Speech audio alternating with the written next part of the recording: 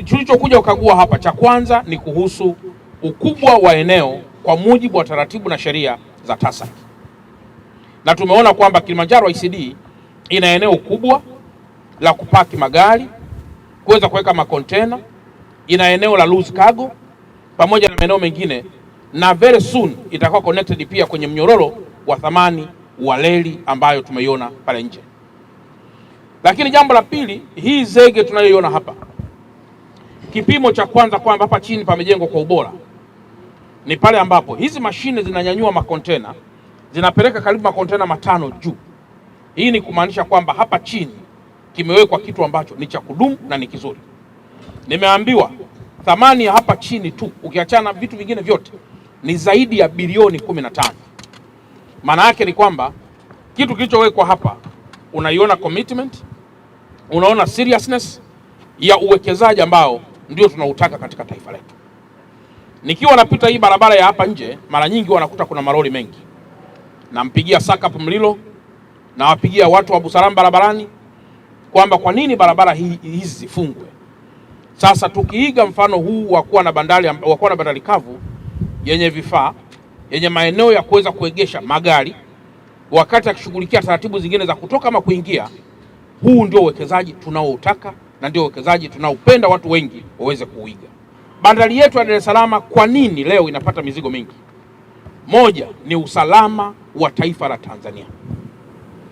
Leo hii magari ambayo yanatoka Kongo yamebeba kopa kama yako 200, possibility ya kufika magari yote 200 kwenye bandari zetu kavu ili yaweze kusafirisha mizigo yake ni kubwa sana, pengine kuliko magari 200 yanayopeleka mizigo ya kopa kwenye bandari zingine. Hicho ni kiashiria cha kwanza kwamba bandari yetu ina usalama, na kwa mantikio lazima ipate mizigo. Lakini jambo jingine, hii barabara tunayoona leo ya Mandela Road, tangu zamani hii ilikuwa inaitwa ni port access. Sasa leo nitoe tena maagizo kwa wenzangu wa TANROADS ambao wako hapa kwenye level ya mkoa kwamba hapa kuna wizara hapa juu, lakini ni kwamba ninyi wenzangu wa TANROADS na TARURA ni muda mwafaka wa kuangalia possibility ya kuwa na barabara za mzunguko zaidi, na proposal hiyo itokee mkoani iende kwa Mheshimiwa Waziri wa Ujenzi ili na yeye aweze kuendeleza sasa pale ambapo inafaa kupeleka tena kwenye mamlaka zingine. Hapa kwa uwekezaji huu ambao umefanyika, tunatarajia taifa lipate kodi. Kwa hiyo niwaombe watu wa TRA ambao mko hapa, na niwaombe pia wenzangu wa Kilimanjaro, ninyi mkikwepa kodi taifa litapata kodi. Ninyi mkikwepa kodi taifa litaajiri watu. Kwa hiyo niwaombe muwe mabalozi wazuri wa kuhakikisha kwamba kodi inalipwa ili taifa la Tanzania liweze kupata maendeleo mengine kwa kodi ambazo mnazilipa.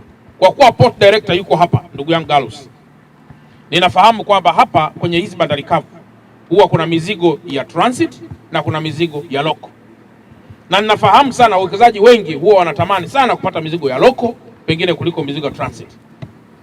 Na kwa kuwa hapa nimeona bado kuna nafasi kubwa sana ya kuweza kutunza mizigo hii, ama ni ya loko ama transit, na kwa sababu nafahamu pia bwana port director, wajibu wako kuhakikisha mzigo gani uende wapi, mzigo gani usiende wapi, basi na mimi niwe balozi kwamba kwa watu ambao wamekwisha wekeza kwa namna hii, na kama kuna mizigo hiyo either ni ya loko ama transit,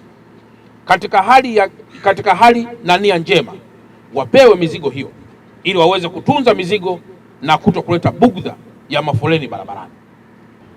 Mipango mikubwa iliyopo katika wizara ni kuhakikisha kwamba bandari kavu hizi zote ambazo zina uwekezaji mkubwa na mzuri ziwe connected na reli ili kuweza kupunguza msururu wa lori barabarani, mizigo iweze kuchukuliwa na reli kwa hapa ilipo kwenda kule bandarini. Tafsiri yake sio kuua biashara ya lori, bali ni kwamba tunataka lori litakapoleta mzigo mahali hapa, basi kwenda huko ndani inaweza kupokea reli, ama kutoka hapa pia inaweza kupokea reli mpaka mahali fulani. Na hiyo ndio mipango mikubwa ya Wizara ya Uchukuzi. Lakini agizo langu jingine kwa wenzangu wa Jeshi la Polisi na vyombo vya dola ni usalama wa maeneo haya. Mzigo ukija hapa leo unaokwenda Kongo, Malawi, Zambia au mahali pengine, utakapokuwa na itilafu, tunaharibu taswira ya kimahusiano pamoja na diplomasia iliyojengwa kwa muda mrefu kati ya taifa la Tanzania na mataifa yanayotegemea bandari ya Dar es Salaam. Kwa hiyo kwamba kutakuwa kuna usalama mkubwa ili mambo yaweze kwenda vizuri. Kwa kuwa maeneo haya yote yanasaidia bandari yetu kupumua, niendelee na mimi kuungana na Mheshimiwa Mkuu wa Wilaya kwamba wawekezaji tuendelee kushirikiana na wananchi wa Temeke ili yale maeneo ambayo ni mwafaka kuwekeza shughuli za bandari, basi wananchi waweze kuachia maeneo haya katika nia njema ili bandari yetu pia iweze kuendelea na iweze kukua na iweze kupata wateja wake.